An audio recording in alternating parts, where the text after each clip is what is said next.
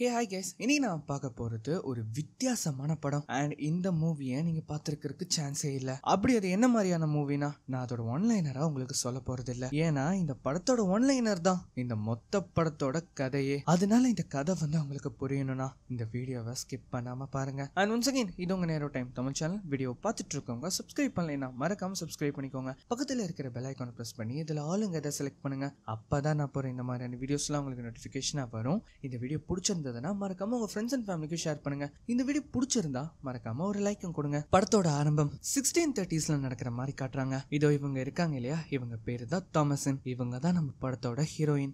இது அவங்களோட ஃபேமிலி. இப்போ இவங்க எல்லாருமே எங்க இருக்காங்கன்னு பார்த்தா ஒரு கோர்ட்ல இருக்காங்க. அதுவும் எதுக்காகனா மத மோதல்கள் காரணமா இவங்க மேல வழக்கு பதிவுப்பட்டிருக்கு. அதனாலேயே அந்த ஊர்ல இருக்க ஜட்ஜஸ் என்ன பண்றாங்கன்னா இவங்களை நாடு கடத்துறாங்க. அண்ட் அந்த ஃபேமிலிக்கு வேற வழியே இல்லை, இவங்க அங்கிருந்து போய் தான் ஆகணும்.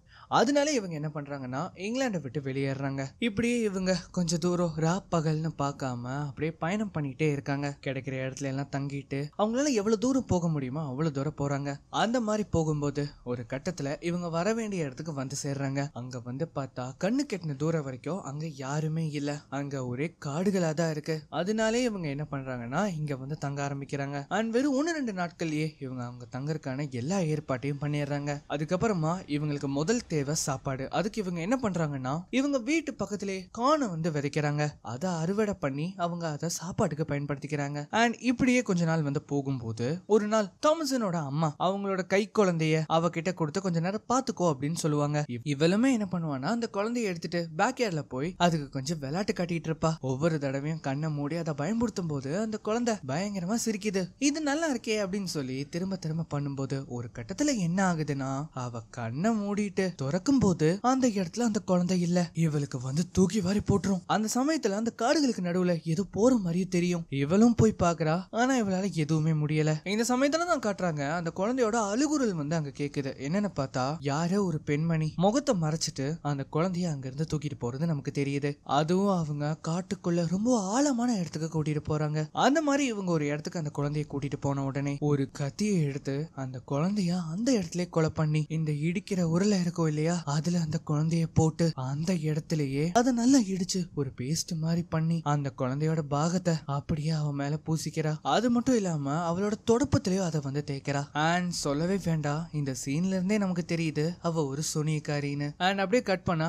இங்க வீட்டை காட்டுறாங்க. நம்ம தாமசனுக்கு கூட பிறந்தவங்க மொத்தம் 4 பேரு. அதுல இவன் கேபியல், இன்னொரு ட்வின்ஸ் இருப்பாங்க மெர்சி ஜான்ஸ்னு. அதுக்கப்புறம் காணாம போன அந்த குழந்தை இருக்கு இல்லையா அது பேரு சாமுவேல். அண்ட் கேபியல் எந்திரிச்சு பார்க்கும்போது அவங்க அக்காவால சரியா தூங்கவே முடியல. அவன் என்ன பண்றான்னா இங்க பாருங்கக்கா, நிம்மதியா தூங்குங்க, எல்லாம் சரியாயிரும், நீங்க கவலைப்படாதீங்க அப்படின்னு ஆறுதல் படுத்துறான். ஆனா அந்த வீட்டு முழுக்க அவங்க அம்மாவோட அழுகுரல் சத்தம் மட்டும் தான் கேக்குது. அதுக்கப்புறமா கேபியலும் அவங்க அப்பாவும் என்ன பண்றாங்கன்னா காட்டுக்கு வேட்டைக்காக போறாங்க. அவங்க நேரா அந்த இடத்துக்கு பார்க்கும்போது அந்த டிராப்ல எதுவுமே சிக்கல. கேபியலுக்கு ஆச்சரியமா இருக்கு, இந்த மாதிரி டிராப்பை நம்ம வரும்போது கொண்டு வரலையே, உங்களுக்கு இது எங்க இருந்து கிடைச்சது அப்படின்னு கேட்கும்போது நான் இந்தியன்ஸ் கிட்ட இருந்து இதை வாங்கினேன், அதுவும் உன்னோட அம்மாவோட சில்வர் கப்பை வித்து தான் இதை வாங்கினேன் அப்படிங்கறத அவர் சொல்றாரு. அதை இதுக்காக வித்தீங்க, அது அம்மாவோட ரொம்ப ப்ரீஷியஸான பொருளாச்சே. ஆமா எனக்கு தெரியும், ஆனா நம்ம குடும்பத்தை நடத்துறதுக்கு நம்ம கிட்ட காசே இல்லையே, நீ இப்போதைக்கு இந்த விஷயத்த சொல்லாத, நேரம் வரும்போது நானே அம்மா கிட்ட சொல்றேன் அப்படிங்கறத அவர் சொல்றாரு. இப்ப அதே சமயம் இந்த பக்கம் நம்ம தாமசன் என்ன பண்றான்னா கோழிய உள்ள அடைச்சு அதை ஏதாவது முட்டை போட்டிருக்கா அப்படின்னு சொல்லி பார்க்கும்போது ஒரே ஒரு முட்டை மட்டும் இருக்கும். அதை எடுத்துட்டு அங்கிருந்து போலாம் அப்படின்னு பார்க்கும்போது கீழே ஒரு முட்டை உடைஞ்சு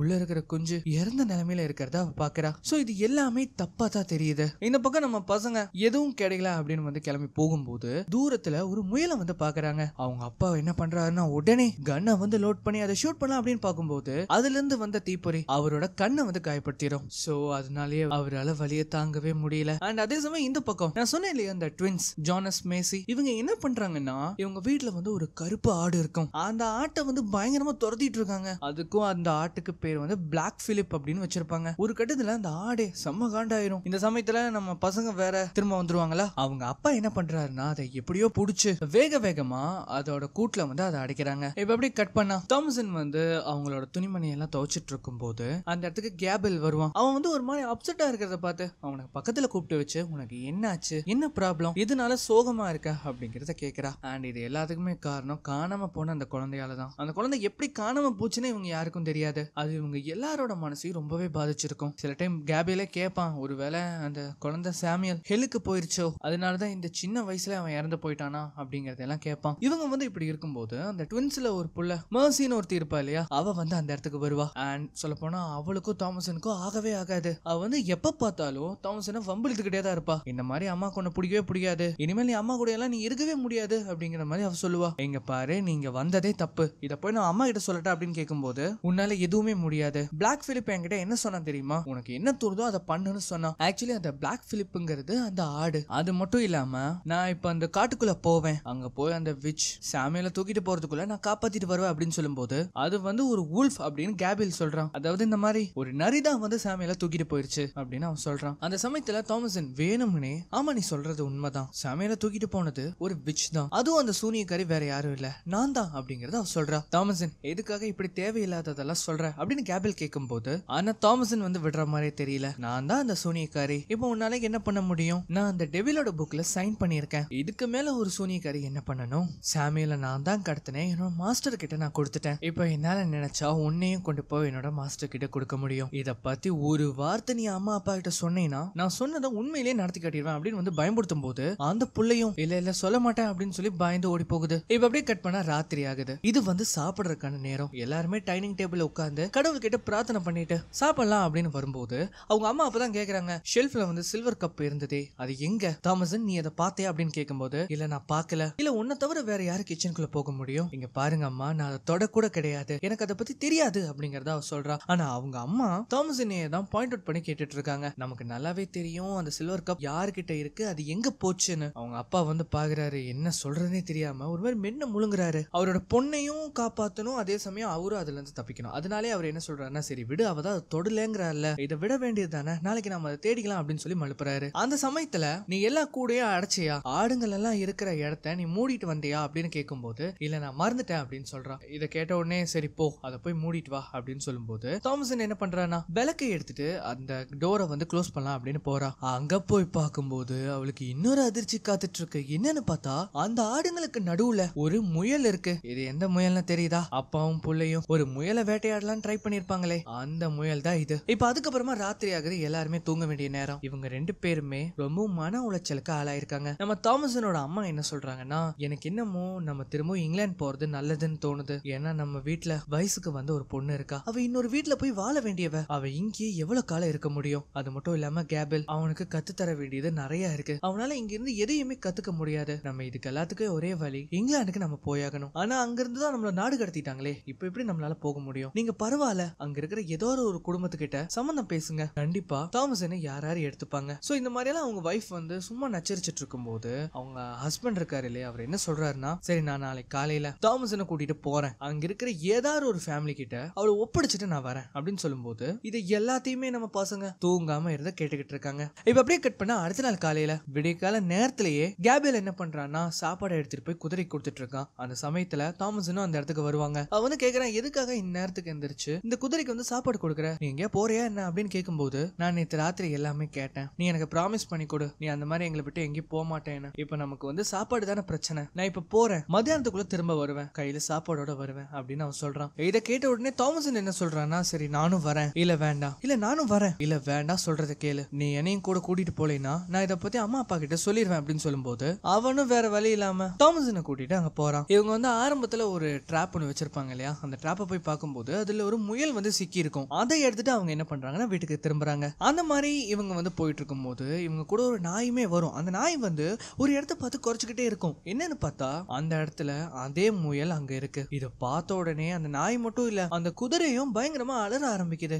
அந்த முயல் அங்கிருந்து வேகமா ஓடும் போது அந்த நாயுமே பின்னாடி வேகமா ஓடும். இந்த கேலப் என்ன பண்றான்னா, நீ இங்கே இரு, நான் போய் அந்த முயலை புடிச்சிட்டு வரேன் அப்படின்னு சொல்லி வேக வேகமா ஓடுறான். ஆனா இங்கே அந்த குதிரை என்ன பண்ணுதுன்னா, நம்ம தாமசனை கீழே தள்ளி விட்டுட்டு அது வேக வேகமா அங்கிருந்து ஓடுது. ஆக்சுவலி அது எதையோ பார்த்து பயந்துருக்குன்னு நான் நினைக்கிறேன். இப்ப அதே சமயம் இங்க ஃபேமிலியே நம்ம தாமசனையும் கேலப்பையும் தேடிட்டு இருக்காங்க. கிட்டத்தட்ட அந்த நாளே முடிய போகுது, இன்னும் அவங்கள காணோம். அந்த ரெண்டு ட்வின்ஸ் இருப்பாங்க இல்லையா, அவங்க ரெண்டு பேர்த்தையும் கட்டி போட வச்சுட்டு இவங்க வந்து தேடிட்டு இருக்காங்க. நம்ம தாமசன் கீழே விழுந்ததுல மயக்கமா இருப்பா. கொஞ்ச நேரத்திலேயே அவளுக்கு நினைவும் திரும்பும். அவ அப்படி கண் திறந்து பார்க்கும்போது அவளுக்கு அவ எங்க இருக்கானே தெரியல. அதே சமயம் இந்த பையன் காட்டுக்குள்ள ரொம்ப ஆழமா போயிட்டான். அவனுக்கு இனி திரும்ப போற வழியும் தெரியாது. அவன் அந்த மாதிரி மெதுவா போய் பார்க்கும்போது அங்க அந்த முயல் இருக்கிறத கவனிக்கிறான். அதே சமயம் இந்த பக்கம் நம்ம தாமசன் எப்படியோ வீட்டுக்கு திரும்ப வந்துடுறா. அவங்க அப்பாவை பார்த்த உடனே பயங்கரமா அவ கதற ஆரம்பிக்கிறா. கேலபெங்கன்னு அவர் கேட்கும்போது போது அவளுக்கு தெரியல. என்னன்னா இப்பதான் காட்டுறாங்க கேலப் மெதுவா எங்கேயோ நடந்து போயிட்டு இருக்கான். அதுவும் அது என்னன்னு பார்த்தா அங்க ஒரு வீடு இருக்கு. அந்த வீட்டுக்குள்ள இருந்து யாரோ வர மாதிரி தெரியுது.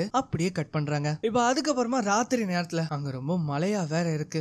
எல்லாருமே தாமசனை தான் கேள்வி கேட்டுட்டு இருக்காங்க. அவளுக்கு எவ்வளவு பிரச்சனை பாருங்களேன். எங்க திரும்பினாலும் பிரச்சனை. வாண்டடா அவளை வந்து தேடுது. அவங்க அம்மா வந்து சும்மாவே அவங்க மேல செம்மகான்ல இருப்பாங்க. இப்ப இவனையும் வேற தொலைச்சிட்டாங்களா? அதனாலயே தாமசனை நிக்க வச்சு கேள்வி மேல கேள்வியா கேக்குறாங்க. உன்னால எங்களுக்கு என்னதான் நல்லது நடந்திருக்கு? முதல்ல அந்த குழந்தைய தொலைச்ச, இப்ப கேபில தொலைச்ச, அந்த ரொம்ப பிரீஷியஸான சில்வர் கப்பையுமே நீ தொலைச்சிட்ட. நீ துரதிர்ஷ்டசாலி அப்படின்னு சொல்லும் போது, எங்க பாரு அந்த கப்பை நான் தான் வித்துட்டேன் அப்படின்னு அவங்க ஹஸ்பண்ட் வந்து சொல்றாங்க. என்ன மன்னிச்சிரு கேட், நான் அதை வேணும்னு பண்ணல. அது மட்டும் இல்லாம அவங்க அப்பா தாமசன் கிட்டயே மன்னிப்பு கேட்கிறாரு. ஏன்னா அவர் முன்னாடியே சொல்லியிருந்தா இப்ப தாமசன் மேல பழி விழுந்திருக்காது இல்லையா? சோ இப்ப இந்த பசங்க காணாம போனதை விட இந்த கப்பு காணாம போனது பெரிய பிரச்சனையா மாறிடும். அதுக்காக இவங்க பயங்கரமா சண்டையெல்லாம் போடுவாங்க. கோவத்துல அவங்க அம்மா புருஷனு கூட பார்க்காம அடிச்சிருவாங்க, அதுவும் பசங்க முன்னாடியே. ஆனா அவரு வந்து அதை பெருசா எடுத்துக்காம மனைவியை கூட்டிட்டு உள்ள போறாரு. சோ அடிச்ச அடியில பயங்கரமா மூக்குல இருந்து எல்லாம் ரத்தம் வேற வந்திருக்கும். அதை வந்து தாமசன் வந்து கிளீன் பண்ணிட்டு இருப்பா. அப்பதான் அவ கேக்குறா, இங்க பாருங்க அம்மா, அந்த ஆடுங்களை எல்லாத்தையும் அடைச்சிட்டீங்களா அப்படின்னு கேட்கும்போது இல்ல அப்படின்னு அவங்க சொல்லுவாங்க. சரி நான் போறேன் அப்படின்னு சொல்லும்போது, ஒரு நிமிஷம் இங்க வா அப்படின்னு கூப்பிட்டு, நான் உன்னை கோவமா பேசியிருந்தேன், என்ன மன்னிச்சிரு அப்படின்னு அவங்க சொல்லுவாங்க. சோ இது கேட்ட உடனே அவளுக்கு லைட்டா சந்தோஷம் வரும். உடனே அவளும் என்ன பண்றான்னா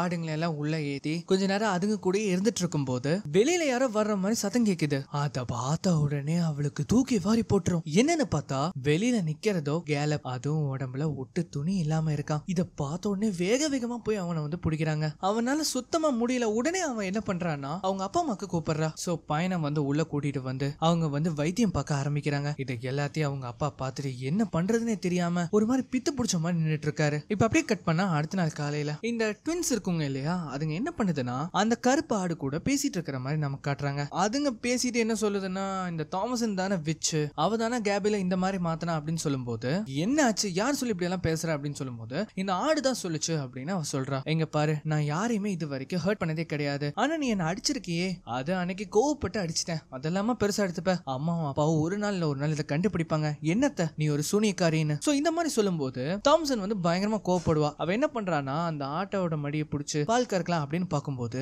அந்த மடியில இருந்து பால் வரதுக்கு பதிலா ரத்தம் தான் வருது. சோ இத பார்த்த உடனே அவ ஒரு மாதிரி நடுநடுங்கி போயிடுறா. அதுல ரத்தம் வர்றத இந்த சுட்டீஸுமே பாத்துருவாங்க. சோ இந்த மாதிரி ஒரு பக்கம் நடந்துட்டு இருக்கும் போது கேபியில இவங்க மேலதான் படுக்க வச்சிருப்பாங்க. அவன் என்ன பண்றான்னா திடீர்னு பயங்கரமா அலற ஆரம்பிச்சிடறான். அவனால வாயை திறந்து எதுவுமே பேசக்கூட முடியல. அவங்க அப்பா என்ன பண்றாருன்னா ஒரு சின்ன கத்தியை வச்சு அவன் வாயை வந்து ஓபன் பண்ணி விட ட்ரை பண்றாரு. அப்படி வாயை ஓபன் பண்ணதுக்கு அப்புறமா தான் தெரியுது அவன் வாயில இருந்து ஒரு ஆப்பிள் வந்து கீழே விழுகுது. அந்த நேரத்துல பசங்களுமே அந்த இடத்துக்கு வந்துருவாங்க. அப்பதான் அவங்க அம்மா சொல்லுவாங்க, இவன் வந்து சபிக்கப்பட்டிருக்கான் அப்படின்னு. இத கேட்ட உடனே அது இவதான் அந்த ட்வின்ஸ் வந்து பயங்கரமா நம்ம தாம்சனை பார்த்து கத்த ஆரம்பிச்சிருவாங்க. அவங்க அப்பா அம்மாக்கு ஒண்ணுமே புரியல, நீங்க என்ன சொல்றீங்க, அவ தான் சாமியெல்லாம் அவன் மாஸ்டர் கிட்ட கொண்டு போய் காட்டு வழியா கொண்டு போய் கொடுத்திருக்கா. அது மட்டும் இல்லாம கேபியலையும் காட்டு வழியா அனுப்பி விட்டது இவதான். இன்னைக்கு காலையில ஆட்டுல இருந்து பால் எடுக்கலான்னு பார்த்தா அவ அந்த பால் எல்லாத்தையுமே ரத்தமா மாத்திட்டா. இவன் அந்த சாத்தானோட புத்தகத்துல கையெழுத்து போட்டிருக்கா அப்படின்னு சொல்லும்போது இவங்க எல்லாம் போய் சொல்றாங்க, அந்த மாதிரிலாம் எதுவும் கிடையாது, இல்ல இதெல்லாம் நம்பாதீங்க அப்படின்னு சொல்லி கிட்ட வரும்போது எங்க கிட்ட வராதீங்கன்னு அந்த ட்வின்ஸ் வந்து பயங்கரமா கத்த ஆரம்பிக்கிறாங்க. சோ இதை கேட்ட உடனே அவரோட அப்பா என்ன பண்றாருன்னா, இங்க வாங்க முதல்ல ப்ரே பண்ணுவோம். இந்த பிரேயர் முடியும் போது உண்மையிலேயே இவ சபிக்கப்பட்டிருக்காளா அப்படிங்கறது தெரிஞ்சிரும் அப்படின்னு சொல்லி எல்லாரையும் கூப்பிட்டு பிரேயர் சொல்ல வைக்கிறாரு. சோ எல்லாரும் வந்து பிரேயர் சொல்ல ஆரம்பிக்கும் போது இந்த ட்வின்ஸ் இருக்காங்க இல்லையா ஒரு மாதிரி வயித்த கட்டிட்டு இருக்காங்க. ஜானஸ் மர்சி பிரேயர் பண்ணுங்க அப்படின்னு சொல்லும்போது எங்களால எங்களோட பிரேயரை ஞாபகப்படுத்த முடியல அப்படின்னு அவங்க சொல்றாங்க. இங்க பாருங்க நான் சொல்றதே சொல்லுங்க அப்படின்னு சொல்லி அவங்க அப்பா வந்து பிரேயரை சொல்லும் போது பசங்க வந்து சொல்லவே மாட்டாங்க. இதை பார்த்த உடனே தாமசன் மரியாதையா ப்ரே பண்ணு அப்படின்னு சொல்லும்போது அவ தொட்ட உடனே இவங்க ரெண்டு பேருமே ஒரு மாதிரி கீழே வருது துடி துடிக்க ஆரம்பிக்கிறாங்க. சோ இந்த சமயத்துல இவங்க அம்மாவால இதை கேட்கவே முடியல. இப்ப இந்த சமயத்துல என்ன ஆகுதுன்னா கேலப் திரும்பவும் துடி துடிக்க ஆரம்பிக்கிறான். இவங்களுக்கோ என்ன பண்றதுனே தெரியல. ஒரு கட்டத்துல என்ன ஆகுதுன்னா அவன் அந்த இடத்துல இறந்து போறான். தாமசனுக்கு என்ன பண்றதுனே தெரியல. அவ கிட்ட போலான்னு பாக்கும்போது அவங்க அம்மா பயங்கரமா கத்தி திட்டி விட்டுறாங்க அவளை. அவளும் பயந்து போய் என்ன பண்றான்னா வெளியில ஓடுறா. இப்ப அடுத்த நாள் இத பத்தின ஒரு பெரிய பிரச்சனையே வீட்டுல நடக்குது. அவங்க அப்பா வந்து தாமசனையும் நம்ப மாட்டாரு, அந்த ட்வின்ஸையும் நம்ப மாட்டாரு. என்ன நீங்க நம்ப மாட்டீங்கல்ல, உங்க தேவைக்காக என் மேலேயே நீங்க பழி போட்டவங்க, அப்ப கூட நான் அமைதியா இருந்தேன், இவ்வளவு பண்ண என்ன நீங்க நம்ப மாட்டீங்களா அப்படின்னு வந்து சொல்லும் போது இங்க ஒரு பயங்கர சண்டையே நடக்கும். அதனாலே இவங்க அப்பா என்ன பண்ணிடுவாருன்னா தாமசன் அப்புறம் அந்த ரெண்டு ட்வின்ஸ் இவங்க மூணு பேத்தையும் அந்த ஆட்டுக்குட்டை இருக்கும் இல்லையா அதுல வச்சு இவங்க மூணு பேத்தையும் பூட்டி வச்சிருவாரு. தாமசன் எவ்வளவு சொல்றா, இல்லப்பா வேணாம் நீங்க தப்பு பண்றீங்க, இவங்க கூட என்ன விடாதீங்க, இது சேஃப் இல்ல அப்படின்னு சொல்லும்போது அவர் எதையுமே கேட்கற மாதிரி தெரியல. அவரும் என்ன பண்றாருன்னா அதை வந்து பூட்டி வச்சுட்டு அந்த இடத்த விட்டு போயிடுறாரு. சோ இப்ப கொஞ்ச நேரம் கழிஞ்சு இவங்க மூணு பேத்தையும் எல்லாத்தையுமே காட்டுறாங்க. எப்படி ஒண்ணுமே தெரியாத மாதிரி உட்கார்ந்துருக்காங்க பாத்தீங்களா. தாம்சனுக்குமே என்ன சொல்றதுன்னு தெரியல. அவளும் அமைதியா இருக்கா. அப்பதான் வந்து தாம்சன் கேக்குறா, இந்த ஆடு உண்மையிலேயே உங்க கூட பேசுமா அப்படின்னு. சோ அதுக்கு வந்து அவங்க கிட்ட இருந்து எந்த பதிலுமே இல்ல. அந்த ஆடுமே இவளையே தான் பாத்துட்டு இருக்கு. அண்ட் அதுக்கப்புறமா அந்த நாள் சாயங்காலம் அப்பா அம்மா இவங்க 2 பேருமே சேர்ந்து கேலப வந்து அங்க புதைக்கிறாங்க. அவனுக்கு செய்ய வேண்டிய எல்லா இறுதி சடங்கும் முடிஞ்சதுக்கு அப்புறமா அவங்க திரும்பவும் வீட்டுக்குள்ள போறாங்க. சோ அதுக்கப்புறமா ராத்திரி ஆயிடுச்சா, எல்லாருமே நிம்மதியா தூங்கிட்டு இருக்காங்க. கிட்டத்தட்ட அது நடு ராத்திரின்னு வச்சுக்கோங்களேன். தாமசனோட அம்மா விளக்கு அணிஞ்சிட கூடாதுங்கிறதுக்காக திரும்பவும் போய் அதை பத்த வச்சுட்டு வரலாம் அப்படின்னு பார்க்கும்போது இவங்களுக்கு பின்னாடி கேபியலும் அவன் கையில காணாம போன அந்த சின்ன சாமியலுமே இருக்கான். சோ அவங்க அம்மாக்கு வந்து பார்த்த உடனே அவ்வளவு சந்தோஷம். அவங்க என்ன பண்றாங்கன்னா மெதுவா அவங்கள போய் கட்டி பிடிக்கிறாங்க. இவங்க வந்து அந்த குழந்தைய பார்த்த உடனே அவ்வளவு சந்தோஷப்படுறாங்க. அதே சமயம் வெளியில வந்து பார்த்தா நம்ம பசங்க எல்லாம் நல்லா தூங்கிட்டு இருக்கும் போது ஓட்டுக்கு மேல இருந்து யாரோ கீழே குதிக்கிற மாதிரி அவங்களுக்கு சத்தம் கேக்குது. அப்போ இந்த சமயத்துல கேபியல் என்ன சொல்லுவான்னா, நாங்க வந்தது வந்து உங்களுக்கு பிடிச்சதா அப்படின்னு கேட்கும்போது ஆமா ரொம்ப சந்தோஷமா இருக்கு அப்படின்னு அவங்க சொல்லுவாங்க. அந்த சமயத்துல அப்ப கேபியல் இன்னொன்னுமே சொல்லுவான், நான் உங்களுக்காக ஒரு புத்தகத்தை கொண்டு வந்திருக்கேன், அதுல ஒரே ஒரு கையெழுத்தை மட்டும் போடுங்க, நாங்க தினமும் இந்த மாதிரி வந்து வந்து உங்களை பார்ப்போம் அப்படின்னு சொல்லும்போது அந்த குழந்தை லைட்டா அழுகிற மாதிரி இருக்கும். அப்ப அவங்க அம்மா என்ன சொல்றாங்கன்னா, சரி ஒரு நிமிஷம் இரு, சாமியலுக்கு பசிக்குதுன்னு நினைக்கிறேன், நான் பால் கொடுத்துட்டு வரேன் அப்படின்னு சொல்லி அவங்க என்ன பண்றாங்கன்னா அவங்க வந்து அந்த குழந்தைக்கு பசி ஆத்துறாங்க. இங்க வந்து அந்த குழந்தைங்க யாரோ ஒருத்தங்க அந்த கூட்டுக்குள்ள நுழைஞ்ச மாதிரி இவங்க பார்த்திருப்பாங்க. இவங்களும் யாரு என்ன அப்படின்னு பார்க்கும்போது யாரோ ஒருத்தங்க நின்னு அந்த ஆட்டோட மடியில இருந்து பாலை குடிச்சிட்டு இருக்கிற மாதிரி தெரியுது. அப்படி அது யாருன்னு பார்த்தா அது ஒரு சூனியக்காரி. இத பார்த்த உடனே 3 பேத்துக்கும் தூக்கி வாரி போடுது. அவங்க ஒரு மாதிரி பயங்கரமா கதற ஆரம்பிச்சிடுறாங்க. இப்ப அதே சமயம் இங்க காட்டுறாங்க தாமசனோட அம்மா குழந்தைக்கு தான் பசி ஆத்துறாங்கன்னு பார்த்தா அவங்க கையில இருக்கிறது குழந்தை கிடையாது, அது ஒரு காக்கா. அது அவங்கள பயங்கரமா காயப்படுத்திட்டு இருக்கு. ஆனா அது எதுவுமே அவங்களுக்கு தெரியறது இல்ல. சோ இப்ப அப்படியே கட் பண்ணா அடுத்த நாள் காலையில தாமசனோட அப்பா வந்து எந்திரிச்சு வெளியில வரலாம் அப்படின்னு பார்க்கும்போது அவங்க அம்மாவுமே அங்க இருப்பாங்க. அவங்க உடம்புல அந்த ரத்த காயமுமே இருக்கு. இவர் வந்து வெளியில வந்து பார்க்கும்போது இவர் பசங்களை வந்து அடைச்சு வச்சிருப்பாங்க இல்லையா, அந்த இடத்த காட்டுறாங்க. அது சுக்கு நூறா உடைஞ்சு கிடக்குது. அது மட்டும் இல்லாம ஆடுங்கள் அங்க அங்க செத்து கிடக்குதுங்க. அப்பதான் தாமசனுக்குமே முழிப்பு வரும். அவருக்கும் என்ன சொல்றனே தெரியாம ஒரு மாதிரி பேனு முழிச்சிட்டு இருக்கும் போது அந்த கருப்பு ஆடு இருக்கும் இல்லையா, அது என்ன பண்ணுதுன்னா அதோட கொம்பை வச்சு அவரோட வயிற்றுலயே சொருவிடும். அவ்வளவுதான், வயிற்றுல இருந்து பயங்கரமா ரத்தம் கசிய ஆரம்பிக்குது. அந்த ஆடை பாருங்களேன், ஒரு மாதிரி மிருகத்தனமா அது பண்ண ஆரம்பிக்குது. அவர் வந்து திரும்பவும் அங்கிருந்து எந்திரிச்சு தப்பிக்கலாம் அப்படின்னு பார்க்கும்போது அந்த ஆடு என்ன பண்ணுதுன்னா திரும்ப ஒரு முட்டும் பாருங்க, அவர் அந்த இடத்துலயே விழுந்து இறந்து போறாரு. தாமசன் மெதுவா எந்திரிச்சு வந்து அவங்க அப்பாக்கு என்ன ஆச்சுன்னு பாக்குறா. அந்த சமயத்துல அந்த இடத்துக்கு வந்து அவங்க அம்மா அவ முடிய புடிச்சு இழுத்து, என்ன காரியம் பண்ணிருக்க நீ, பசங்க எங்க பாருங்க அம்மா, நான் எதுவுமே பண்ணல அப்படின்னு சொல்லும் போது அந்த குழந்தைங்களோட ரத்தம் கையில இருக்கு. அப்படின்னா நீ தான் அந்த சூனியக்காரியா? இல்லம்மா, நான் உங்களோட மக அப்படின்னு சொல்லி கிட்ட வரும்போது அவங்க என்ன பண்றாங்கன்னா அவளை கீழே தள்ளி விட்டு சரம் மாதிரி அடிக்க ஆரம்பிக்கிறாங்க. என் புருஷனை கொண்டுட்ட, என் குழந்தைங்களை என்கிட்ட இருந்து பிரிச்சுட்ட, நீ எல்லாம் நல்லா இருப்பியா அப்படின்னு சொல்லி வார்த்தைகளால கொல்றது மட்டும் இல்லாம அவளை போட்டு அடிச்சே சாவடிக்க பாக்குறாங்க. அவளுக்கு என்ன பண்றதுனே தெரியல. அந்த சமயத்துல அவ கையில ஏதோ ஒண்ணு கிடைக்கும். அவ என்ன பண்றான்னா அதை எடுத்து ஒரே அடி அவங்க அம்மாவை. என்னன்னு பார்த்தா அவ கையில இருக்கிறது ஒரு கத்தி. அவ்வளவுதான், அது பட்ட உடனே என்ன ஆகுதுன்னா அவங்க முகத்துல இருந்து பயங்கரமா ரத்தம் கசிய ஆரம்பிச்சிடும். உன்னை இதுக்கு மேலே நான் விட மாட்டேன், உன்னை கொன்னே தீருவேன் அப்படின்னு சொல்லி அவங்க கழுத்தை புடிச்சு நெருக்கும் போது தாமசனுக்கு இப்ப வேற வழியே இல்ல. அவ என்ன பண்றான்னா அந்த கத்தியை எடுத்து சர மாதிரியா அவங்க அம்மாவோட தலையிலேயே குத்துன்னு குத்துறா. அண்ட் அவங்க அம்மா அவ மேலேயே விழுந்து இறந்து போறாங்க. இப்ப ஒரு விஷயம் தெரிஞ்சுதா, இவளை தவிர இவங்க குடும்பத்துல யாருமே உயிரோட இல்ல. இப்ப அப்படியே கட் பண்ணா ராத்திரி ஆகுது. அவ வந்து வீட்டுக்குள்ள உட்காந்து தூங்கிட்டு இருப்பா. அந்த சமயத்துல ஏதோ ஒண்ணு வெளியில நடந்து போற மாதிரி தெரியும். இவ்வளவு என்ன பண்றான்னா பின்னாடியே போய் பார்க்கும்போது அது வந்து அந்த கருப்பாடு. அது என்ன பண்ணுதுன்னா அந்த ஆட்டுக்குட்டைக்குள்ள போகும். அந்த மாதிரி இவ்வளவு என்ன பண்றான்னா அந்த ஆட்டுக்குட்டைக்குள்ள போறா. அங்க போன உடனே அவ வந்து பேசுறா அந்த ஆட்டுக்கிட்ட, இங்க பாரு பிளாக் பிலிப், நான் உன் கூட பேசணும்னு நினைக்கிறேன். நீ எப்படி ஜானஸ் கிட்டயும் மர்சி கிட்டயும் பேசுவியோ அதே மாதிரி என் கூடயும் பேசு. நான் பேசுற இங்கிலீஷ் உனக்கு புரியுதா அப்படின்னு கேட்கும்போது அது எதுவும் பேசுற மாதிரியே தெரியல. சரி அவ்வளவுதான் போல அப்படின்னு சொல்லிட்டு இவ்வளவு என்ன பண்றான்னா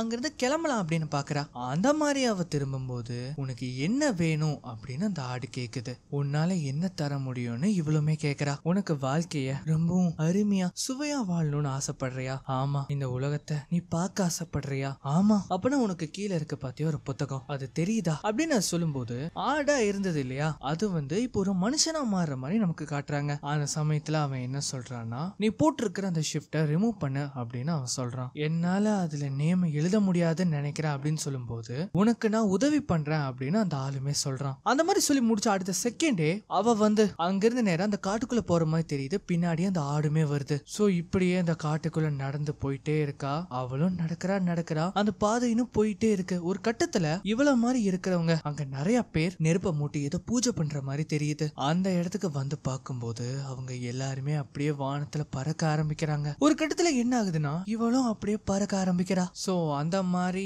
இவ வந்து வானத்துல பறக்கிறதோட இந்த படத்தை வந்து முடிக்கிறாங்க. சோ ஒன்ஸ் அகைன் இது உங்க நேரோ டைம் தமிழ் சேனல். வீடியோ பார்த்துட்டு இருக்கவங்க சப்ஸ்கிரைப் பண்ணலைன்னா மறக்காம சப்ஸ்கிரைப் பண்ணிக்கோங்க. பக்கத்துல இருக்கிற பெல் ஐகானை பிரஸ் பண்ணி அதுல ஆளுங்க செலக்ட் பண்ணுங்க. அப்பதான் நான் போற இந்த மாதிரியான வீடியோஸ்லாம் உங்களுக்கு நோட்டிபிகேஷனா வரும். இந்த வீடியோ பிடிச்சிருந்ததுன்னா மறக்காம உங்க ஃப்ரெண்ட்ஸ் அண்ட் ஃபேமிலிக்கு ஷேர் பண்ணுங்க. இந்த வீடியோ பிடிச்சிருந்தா மறக்காம ஒரு லைக்கும் கொடுங்க. இன்னொரு வீடியோல மீண்டும் சந்திக்கலாம்.